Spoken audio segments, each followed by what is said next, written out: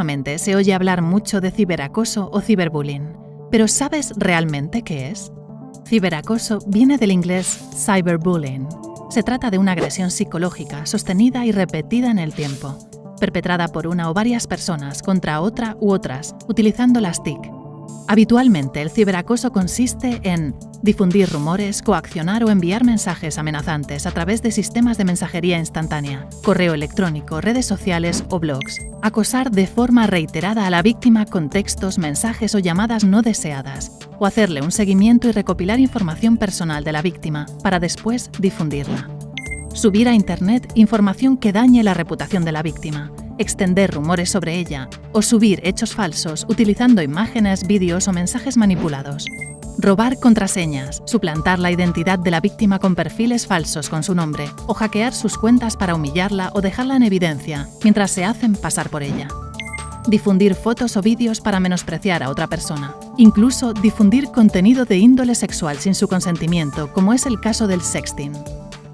Según UNICEF, al menos 2 estudiantes en cada clase sufren ciberacoso y 1 de cada 5 niños y 1 de cada 7 niñas de entre 12 y 16 años están implicados en algún caso de ciberacoso.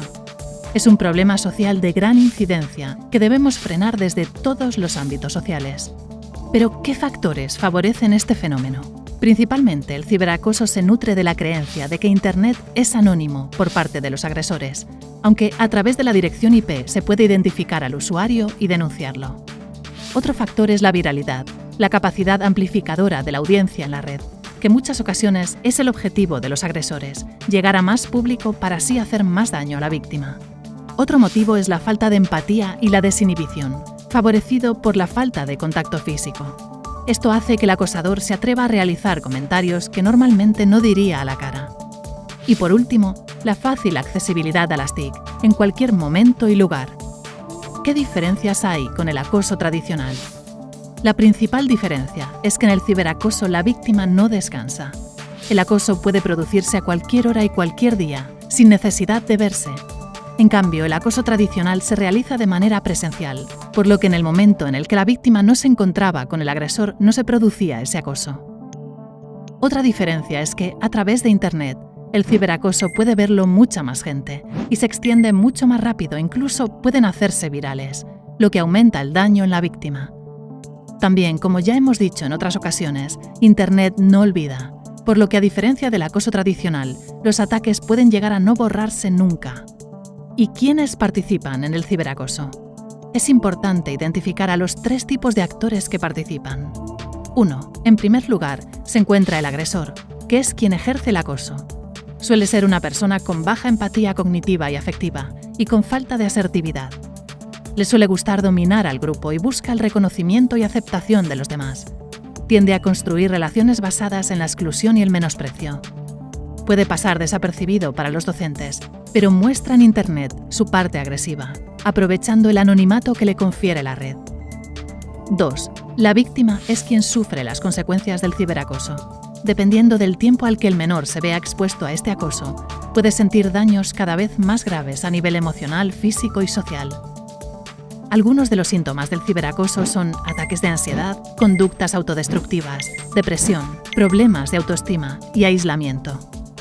Cualquier estudiante puede ser víctima del ciberacoso, aunque resulta más probable en los casos de diferencias de nacionalidad, religión, cultura, orientación sexual, aspecto físico. También en los adolescentes que tienen una baja autoestima, inseguridad, falta de habilidades sociales o que tienen menos amigos que puedan apoyarlos y protegerlos. 3. Y el tercer protagonista es el observador, quien juega un papel fundamental en el ciberacoso. Los observadores son los que saben lo que está pasando, pero no dicen ni hacen nada por miedo a que el agresor se vuelva contra ellos, porque piensan que serían unos chivatos, porque creen que a la víctima no le afecta y que simplemente son bromas, o porque creen que el acoso no va con ellos y no se sienten parte del problema. ¿Y cómo debemos actuar? En primer lugar, como adultos debemos trasladar a los menores las siguientes recomendaciones. Si son víctimas, no deben tener miedo a pedir ayuda. Siempre deben informar de cualquier problema a padres o profesores para que tomen medidas y les ayuden. Deben guardar las pruebas de los hechos cometidos, ya sea realizando una captura de pantalla o una foto de los hechos, y guardarla en un pendrive o disco duro para no perder la información. Ignorar los ataques. Cualquier respuesta puede reforzar al agresor. Reportar al administrador de la web o red social para que tome medidas contra estos usuarios tóxicos y pueda salvaguardar la información a efectos de posibles denuncias para aportar pruebas y para cancelar o borrar las publicaciones, imágenes o perfiles. Si es necesario, no deben tener miedo a denunciar a las fuerzas y cuerpos de seguridad del Estado.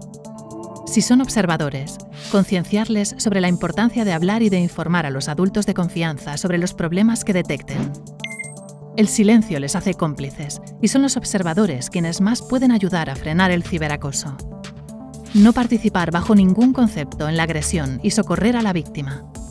No compartir ningún tipo de publicación, mensaje, foto o vídeo que sea objeto de acoso contra algún compañero. Si se detecta algún tipo de ataque, se debe denunciar a la red social o al administrador de la web para que lo reporten y se tomen medidas. Si es necesario, los observadores pueden denunciar a las fuerzas y cuerpos de seguridad del Estado. Por otro lado, los padres debemos educar en el uso responsable y seguro de las TIC, involucrarse y asistir a actividades formativas centradas en la prevención para familias, educar en valores y en inteligencia emocional fortaleciendo el carácter de nuestros hijos, explicar los límites de la comunicación en Internet, supervisar y acompañarlos en sus incursiones a Internet, conociendo los lugares que visitan y las personas con las que hablan virtualmente. Hablar con ellos y escucharlos. La confianza es la base de una buena comunicación padres-hijos.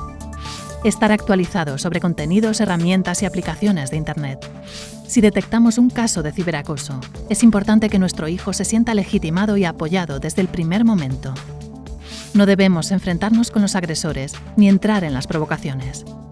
Hablar con el tutor o docentes para trabajar conjuntamente para ayudarlo y evitar que se reproduzcan casos en el aula y en el centro escolar. Si es necesario, acudir a un especialista para que nos ayude tanto a la víctima como a la familia. En casos graves, denunciar ante los cuerpos y fuerzas de seguridad del Estado. Por último, como docentes, debemos hablar sobre el ciberacoso con los alumnos y enseñarles a ponerse en el lugar de la víctima para entender cómo se puede sentir. Adoptar medidas proactivas para ayudar a prevenir el ciberacoso en el centro escolar y promover actividades entre el alumnado para que se sienta implicado en la labor.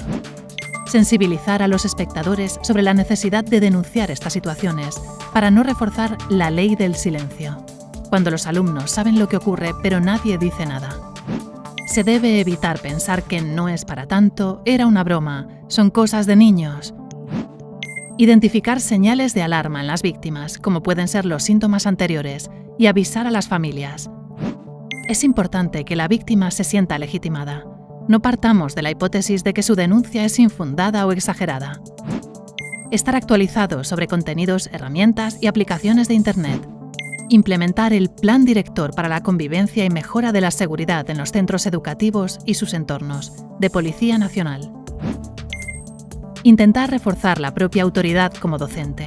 A veces se encuentran desprotegidos para lidiar con estos problemas. Llevar a cabo eficientes protocolos de actuación para casos de acoso escolar y ciberacoso. Lo mejor es disponer en el centro de una persona preparada que conozca correctamente el protocolo de actuación para no improvisar.